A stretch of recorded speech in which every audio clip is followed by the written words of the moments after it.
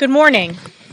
Last week's verdict in New York shows how corrupt, rigged, and un-American the weaponized justice system has become under Joe Biden and Democrats. The facts are clear. This was a zombie case illegally brought forward by a corrupt prosecutor doing Joe Biden's political bidding in a desperate attempt to save Joe Biden's failing and catastrophic campaign. The case hinged on the testimony of a convicted felon who was disbarred for lying and perjured himself to Congress. This sham trial was overseen by a corrupt and highly unethical judge who is a Biden donor and whose own family has directly profited from this case. This corrupt Democrat judge imposed a clearly unconstitutional gag order on President Trump and his team.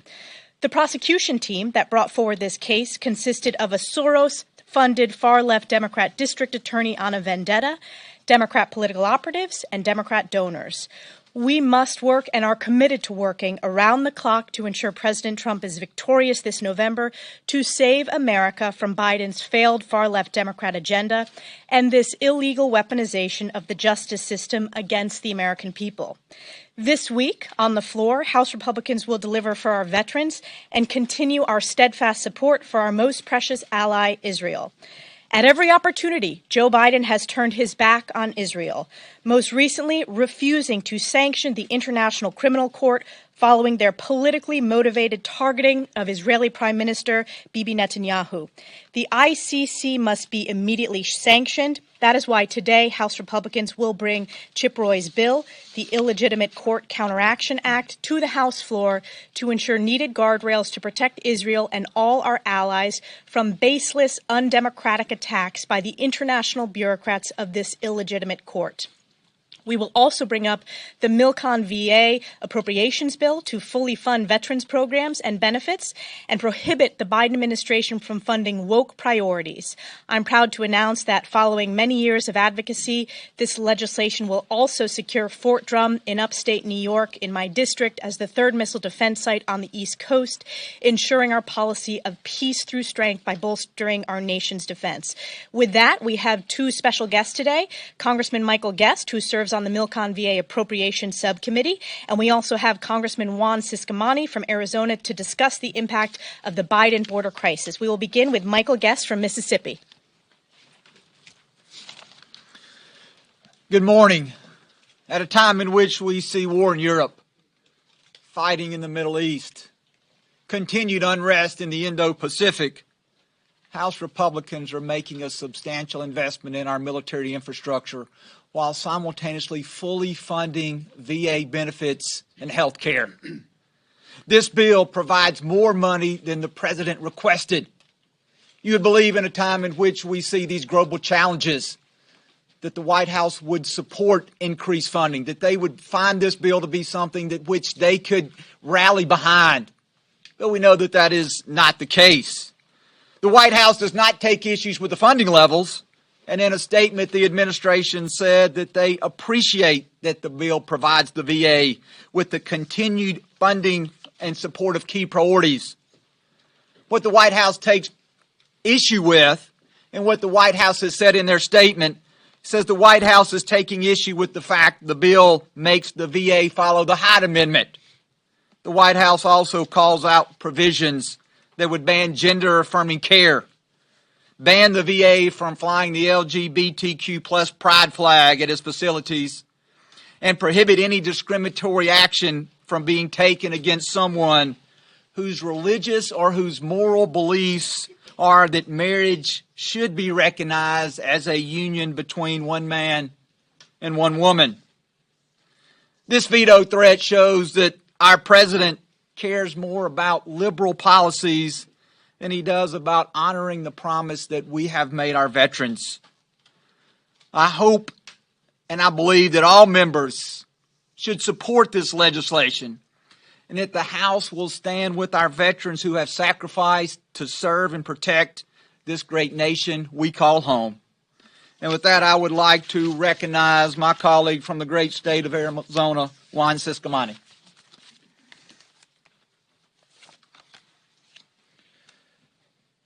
Good morning, and thanks for being here. Serious problems call for serious solutions. And the current border crisis is at the worst point we've ever seen any kind of border crisis in our country. And listen, I'm always open to working with anyone to find the solutions that we need for these kind of problems. But the initial reports that we've been seeing regarding the executive order by President Biden later today regarding the border, they don't indicate a serious approach to this very serious issue. And there's a reason for my skepticism on what we're about to see. On day one, this president signed dozens of executive orders that caused this border crisis. Since then, he refused to take any kind of responsibility or ownership over this crisis. Also, since then, refused that he had any authority to actually solve or address this crisis that we're seeing now. So after doing that, and he's about to sign one executive order, my expectation of what this was actually do is pretty low. What we see today, and just a little bit from this president, if it's in line with anything else that we've seen up to this point, that is the reason of my skepticism of what's actually going to be in it and how serious this is going to be to solve the issue. If it's in line with the way he's acted before, it's going to be too little too late, and probably not enough, and not enough seriousness to actually address this issue. What we do know about this potential executive order regarding a 2,500-person limit, that's a problem. If that's the case, that sets a number of how many people can actually enter the country legally before we allow our border agents to start doing their job. So I have an issue with 2,500, 5,000, or whatever the number is that we've seen before. If that number can be 2,500, why not make it 0 to allow people to break the laws of this country before entering and then actually allow our agents to do their job? My district, border agents, my border community, they demand serious answers for this serious problem. And it's time for us to have some meaningful solutions on this and to find and see meaningful leadership from this White House. So this is my message. Let's get serious about this issue now. We have no time to waste. We have to do it right now. Thank you. And with that, I would like to yield to my friend, Majority Whip Tom Emmer. Thank you, Juan. Last week, Democrats pulled off the biggest sham in U.S. history. It's no secret that their case against President Trump has been a witch hunt from the beginning. From a conflicted judge who has donated to anti-Trump causes to the lead prosecutor, Alvin Bragg, who campaigned on going after President Trump, to the ridiculous charges to Matthew Colangelo, a senior Biden DOJ official, leaving his position in the administration to join Bragg's team, to the prosecution's star witness, who my colleague, our conference chair, referenced, Michael Cohen, a real criminal, admitting to multiple crimes on the stand. All of the evidence in this case points to one simple fact. This was never about what President Trump did or didn't do. It's about who he is. He's the leading Republican candidate for president. And the Democrats have made it clear that they will stop at nothing, even if it means weaponizing our justice system and trampling on the rule of law to try and prevent him from getting to the White House again. Good news is the American people are not fools. They see this for the sham that it is, and they will issue the ultimate verdict this November. Until then, House Republicans will continue to do our part to give Americans the transparency and accountability they deserve on the shady cast of characters who are hell-bent on attacking President Trump. Last month, I wrote to Attorney General Merrick Garland demanding that this corrupt Department of Justice take immediate action to indict Cohen for repeatedly lying under oath to Congress and answer to our congressional committees on their documents requests to Colangelo. Chairman Jordan has called on Bragg and Colangelo to testify before our select committee on the weaponization of the federal government next week. Speaker Johnson has also said we're going to look at Special Counsel Jack Smith, who we believe has been abusing his authority as well. Bottom line, the Democrats' corrupt weaponization of our justice system must be stopped. And we're going to do everything in our power to hold them accountable. And with that, I turn it over to our leader, Steve Scalise. Thank you, Whip. Last week was a sad time for anybody in America who believes in the basic tenet that justice is blind, that everybody in America is going to get equal treatment regardless of who they are. We saw from the very beginning of this trial that Alvin Bragg did not want to just target somebody based on criminal wrongdoing. He wanted to target somebody based on who they were. That's how he actually campaigned. Talk about somebody beginning their campaign with a bias, saying he was going to go after people, to use the weight of government to target his political opponents. Now, we know that happens in third world countries. That cannot be the norm in the United States of America. And I think that's what disgusted so many people, Republican, Democrat, Independent, that disagreed with not only the verdict, but the fact that the case should have never been brought to trial. And so when you see this weaponization of government against political opponents, starting at the top with Joe Biden, allowing his agencies to go after political opponents, encouraging Democrat DAs, conflicted judges. We've heard all the stories, the reports, a judge that donated to the campaign of Joe Biden. Talk about a conflict of interest, whose own daughter was making millions of dollars off of the trial. And yet here we are. This cannot be the new norm for the United States of America. And as Donald Trump said, he's going to fight this thing not only for himself, but for every American who could be the next person that they go after. And so this Republican majority is going to continue to go and look into the weaponization of government. We have committees, obviously, aggressively pursuing that, continuing to get transparency, bringing in witnesses. But we also are bringing legislation. You're going to see in the appropriations process us look at the funding of some of these agencies. You're going to also see policies that are going to be coming forward to address the abuses of power that we've seen. And so this is going to be something that continues. I know my colleague Juan Ciscomani talked about the open southern border, and we've all been talking about the perils of Joe Biden's policies, as today he tries to throw out another fig leaf to try to distract people from the failures of his own policies. I think most people in America now know Joe Biden, with a pen, could fix the problems that he created, and he chooses not to. He doesn't want to fix the problem. In fact, he actively opposed the bill that we passed through this House, H.R. 2, that would have actually secured America's border. He wants it to be open. But you just saw a couple of days ago yet another glaring example of the failures of the Biden open border policy. And that's when 2 more New York Police Department officers were shot by someone here in this country illegally.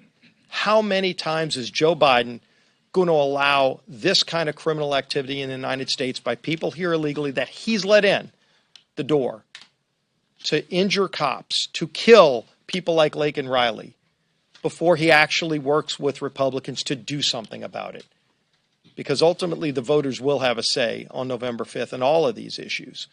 But if you look at the bill we brought forward just a few weeks ago, imagine this. We had a bill on the House floor that said any illegal who assaults a police officer in the United States of America is immediately deported. Do you know that almost 70% of Democrats voted against that bill?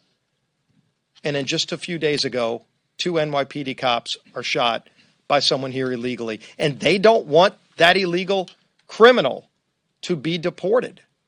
It's unbelievable how far left their party has gone. It's unrecognizable to most people in America. But again, that's what's at stake on November 5th. And then you turn to what we're doing this week, standing up for our military veterans, bringing bills, as we heard from, that are going to be really important to make sure that our veterans have the tools and resources they need when they come home after defending our freedoms, so that they're properly taken care of, with the Milcon VA bill.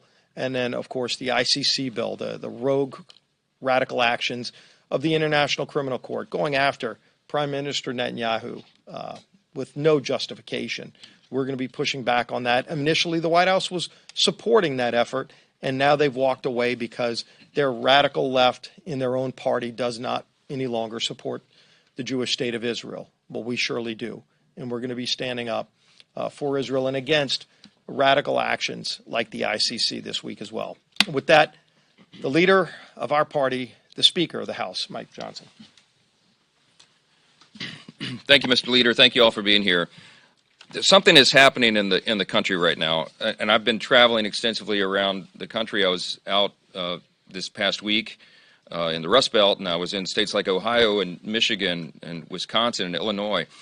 And when the verdict came down against President Trump, there was something palpable that happened around the country. And I don't know if you sensed it where you were and among the groups where you were over the last week, but people realized that we have reached a new low. And when you have activist prosecutors and the Democratic Party, who are so desperate because of the presidential campaign and the way it's going, they understand that Donald Trump, all the polling shows, is crushing Joe Biden.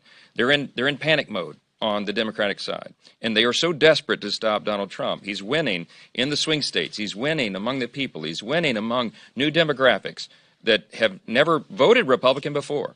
They see this happening, and they're so desperate to stop him that they are willing to use the judicial system to do so. It is a new low, and it's a dangerous one, because what they're doing is they're eroding the people's faith in our system of justice itself. As Leader Scalise said, people have to believe that justice is blind. You have to believe that there is equal justice under the law in order to maintain a constitutional republic. This goes to the very core of who we are, the foundation of who we are as a nation, and that's why it's bigger than just President Trump. It's bigger than just these cases. It's about our system itself. And because of that, there is a backlash. President Trump hit a fundraising record the day after, within 24 hours of the verdict. We did as well on our fundraising platforms. We raised record amounts of money because people understand what's at stake now. This is not just a contest between two individuals for president. It's now about whether we're going to defend the integrity of our system itself.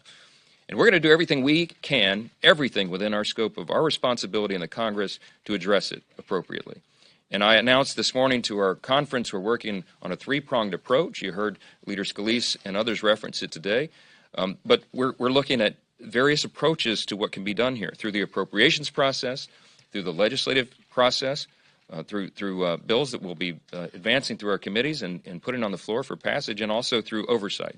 All those things will be happening vigorously, because we have to do that, because the stakes are too high and because people are losing faith in our institutions. And that, at the end of the day, is something that should concern every single one of us, and I think it does.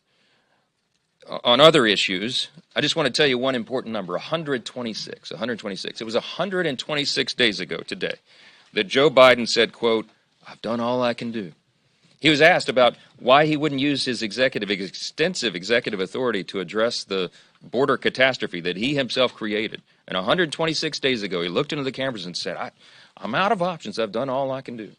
He tried to convince us all for all this time that there was no way he could possibly fix the mess. Remember that he engineered it. When Congressman Siscomani said a few moments ago, he began this on the day he took office over 3.5 years ago. He walked into the Oval Office and he started issuing executive orders, dozens of them. We counted 64 specific executive actions that President Biden and Secretary Mayorkas took to open that border wide. They did it intentionally. They engineered the open border. There's no question about it. The evidence is so clear. And now, suddenly, now he wants to issue some weak executive order. One executive order, supposedly to try to address the issue. It's window dressing. Everybody knows it. If he was concerned about the border, he would have done this a long time ago. And we don't know what's in this. The devil will definitely be in the details here, I can assure you. But from what we're hearing, it will ignore multiple elements that have to be addressed, the elements that were in our legislation that we passed over 14 months ago, to fix the broken asylum program, to fix the broken parole process, to reinstate the Remain in Mexico policy, to end the catch and release policy that they've advanced. Those are the reasons that this catastrophe has been allowed to continue. And whatever little short measure that he's going to do here is not going to solve the problem. In fact, by some estimates, it might make it worse, because it will extend once again the welcome mat. Incentivize people to come and be among the first 2,500 is what we're hearing. The first 2,500 per day to come in, to be ensured that you get your welcome package when you come into the country illegally. It's absolute madness. They're going to say he's using Section 212F of the Immigration and Nationality Act. You know what? I read him that provision myself on the telephone a year ago. 7 months ago, I know, after I became Speaker, we had this conversation. I told him this.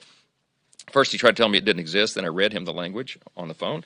Later, I met with him in person, reiterated the same language. And that provision is so broad, it allows the president to use his authority unilaterally if he determines it to be in the best interest of the country. If it's detrimental to the interest of our country, he can close the border down entirely. He's not going to do that. He has no interest in doing that. They want it wide open. So this weak measure here, don't be fooled. One executive order can in no way undo the 64 specific executive actions he's already taken and 3.5 years of chaos that they've allowed to ensue. House Republicans, on the other hand, stand with the American people, and we've been fighting on this every single day to protect the border. We passed H.R. 2, the most comprehensive border protection measure that's ever been passed by Congress, still sitting on Chuck Schumer's desk collecting dust 14 months later.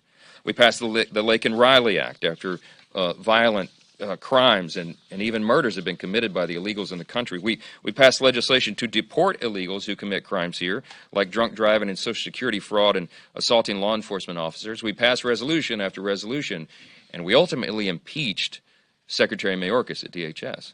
Why? Because historically desperate times call for historic measures. It's a very rare thing to impeach a cabinet official, but we had to do it. On other issues with regard to the ICC, we are on the floor this week. The House will be passing legislation to sanction the ICC for its outrageous efforts to arrest Israeli officials. The idea that they would issue an arrest warrant for the Prime Minister of Israel, Defense Minister of Israel, at the time when they're fighting for their nation's very existence against the evil of Hamas as a proxy of Iran, is unconscionable to us. And as I said a couple of weeks ago, the ICC has to be punished for this action. We cannot allow this to stand. If the ICC was allowed to do this and go after the leaders of countries whose actions they disagree with, why would they not come after America? You already have leaders around the world in smaller countries who take issue with things we do around the globe. Why wouldn't they then issue arrest warrants for the next president of the United States or any of our defense officials? Why not? We have to stand against it. We can't allow bureaucrats to make decisions about what we're doing and come and have this authority. So our legislation, which will have bipartisan support, will apply visa restrictions and economic sanctions to anybody at the ICC trying to investigate, arrest, detain, or prosecute protected persons, including U.S. allies. It's a really important step for us. We know the president doesn't like to listen to us, but I hope that he'll listen to the members of at least his own party who are denouncing the ICC and calling for action. President Biden ought to recognize the danger of letting them pursue these illegitimate investigations and the need to sanction the ICC in response to that. Last thing I'll mention is that the Milcon VA bill, as has been noted, is on the floor. First appropriations bill of FY 2025. It fully funds veterans' health care and benefits programs. It bolsters our national security at a very important time. Refocuses the executive branch by prohibiting enforcement of woke DEI policies and the use of funds on promoting critical race theory. Protects the Second Amendment rights of veterans. Prevents taxpayer dollars from being used for abortions. And all the commitments that the American people expect us to maintain here will do. But yesterday, the White House said, no surprise, it'll veto the legislation. It sends a terrible signal to our nation's allies and to our adversaries. The president's push toward radical and woke policies is continuing threat to our national security. We shouldn't be using the military for this, and everybody knows it. His agenda is changing the focus of the military. It is undermining our readiness, and it's rejecting the promises made to our veterans. We need the president to reverse course on this because we've got to prioritize America's strength and safety. It may never have been important. It certainly hasn't been more important to do that in any previous time in our lifetime. And this is the stakes couldn't be higher. With that, I'll take a few questions. Front row. Mr. Speaker, Marjorie Taylor Greene has said that she's going to trigger a privilege resolution to impeach President Biden this week if you don't move on that. Have you had any discussions on that yet? And is that something you'd be open to doing if it's productive now? We haven't talked about it. I mean, in general, the impeachment power is one that we wield very carefully here, as I've said so many times. Next to the declaration of war, it's the heaviest power that Congress has. It needs to be very methodical. Look, there's no question. President Biden, I think, is the worst president. I think President Biden is the worst president in the history of the country. And there may well be impeachable offenses. There's an investigation process that's gone about that has been looked at of our committees of jurisdiction, and the process continues. So I'm not making any commitment on that this morning. We have to let the constitutional process and our constitutional responsibility play out. So, yes. Mr. Speaker, thank you. When talking about President Biden's EO that we expect to roll out, two questions on that. One, why is no limit, which is what we have now, better than some limit? why are you saying we shouldn't go for at least some limit here? And then also, is your plan to actually move some kind of legislative vehicle? We know H.R. 2 is what you want, but to actually get something done that can pass through Congress, is your plan essentially just to wait till the election and hope that Republicans win? No, we've been aggressively pushing to secure the border every single day of this Congress. Since the Republicans took the majority, we've been working on it every day. But with what legislation? We have pieces of H.R. 2 that will be advancing, but the problem is we already know it's not a lawmaking exercise. If the Senate Democrats and the White House were interested in solving the border, we could have done this a long time ago. Limits are fine, but it's not going to solve the problem. It is not going to solve the problem. January 3rd of this year, we took 64 Republicans, House Republicans, down to the border at Eagle Pass, and it was the largest congressional trip ever to the border, and we talked with the people in charge. We visited the processing centers. At the time, Eagle Pass was the epicenter. They cleaned it up and changed the routes after we showed up down there, but they were allowing so many people in, it was a countless number, and what they told us there was they said, I've said this in this room before, the deputy chief of Border Patrol, a 33-year veteran of the agency, said, we don't need more buckets. We need to stop the flow. He said, it's as if I'm having to administer an open fire hydrant. Who opened the fire hydrant? Joe Biden did. They knocked the cap right off of that thing, and it's been flowing ceaselessly for 3.5 years plus. Our estimate is that there's at least 10, 12 million, maybe as many as 16 or 17 million illegals have come across the border in that time. Where do we get that number? The DHS numbers, the official numbers are over 10 million now, and they count over 3 million, I think, known gotaways, but we don't know how many people came in totally undetected, because we know there are wide sections of the border that are not adequately protected. At Eagle Pass, they told us 60 to 70% of the people who came through there were single adult males between the ages of 18 and 45 of military capability. These are not huddled masses of families seeking refuge and asylum. These are people coming in probably to do us harm. It doesn't take a big stretch of the imagination to do it. Look, Joe Biden knows all this. He knows it. If he would just reinstate remain in Mexico, that would reduce the flow by 70%. He will not even consider it. He will not even consider it. Mexico just got a new president elected. Now would be a great time to reestablish some boundaries here to do this. Joe Biden won't even consider it. Why? Because they actually want the border open, and that's why we're so frustrated about it. Yes, sir. Speaker Johnson, I haven't seen anything about any Republicans planning on boycotting Netanyahu's address when it happens. Do you think that Senator Schumer, Congressman Jeffries, are going to encourage Democrats to attend, and what do you make of the number of Democrats who are potentially going to boycott it when it happens? I was on a Sunday show, Fox News Sunday this weekend, and they played a tape of Bernie Sanders, Senator Bernie Sanders, who said terrible things about Prime Minister Netanyahu and said that he would boycott the address. So be it. I made the point. Bernie Sanders has taken the side. He was parroting the talking points of Hamas and the Ayatollah in Iran. This is a time to choose a side. If Bernie Sanders wants to side with the terrorists, that's so be it. And if other Democrats want to do that, it's on them. But I'm telling you, I pray and hope and expect that most of the members of the House of both parties and the Senate will join us for this historic address. It's really important for us to hear directly from the Prime Minister of Israel at this pivotal moment in history. We need to hear his take and his account of what's happening there. And I think it'll be a very important thing. We need to show bipartisan support for our closest ally in the Middle East for all the obvious reasons. It's the only stable democracy there. And we've got to allow them to prosecute this war so that peace can be brokered back in the region. And I think it's really important for everybody to come. And even if you have misgivings about it, come and listen. I mean, this is a really important moment for the Congress. And I was told that, I was reminded that it will be an historic address for Prime Minister Netanyahu. He'll be the first foreign head of state to address the Congress 4 times. The record is a tie right now between he and I think Winston Churchill, maybe one other. But you know, this is a historic moment, a historic event, and I think and I hope that it will be bipartisan in the approach. I certainly do. No Republicans skipping it? No Republicans will skip it. I guarantee you that. Certainly not intentionally, barring some health event or something. Scott. Mr. Speaker, thank you, Mr. Speaker. As you know, Hunter Biden, the president's only surviving son, is being criminally prosecuted right now in a Delaware court.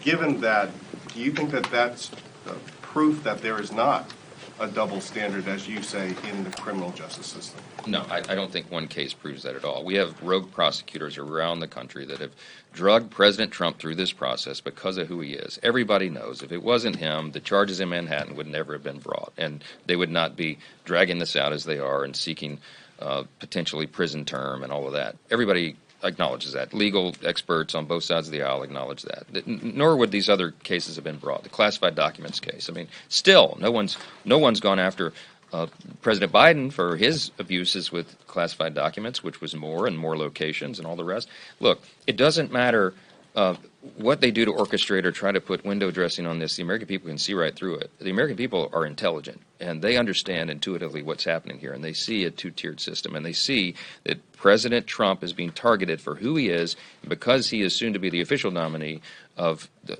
one of the two main parties in the country. He's the opponent of the president, and so the president and his Department of Justice have, participated in this, given it a pat on the back, and endorsed all of the stuff that's happening against him. And Democrats cheered when the verdict came down. I mean, it's just blatantly on display for everybody. So I think that's what's frustrating the American people. I think they've had enough of it, and I think there's going to be a reckoning on November 5th about this. As President Trump rightfully said, the main verdict that matters is the one that the people render in the election, and that can't get here soon enough. Thank you all for the time this morning. Thank you, sir.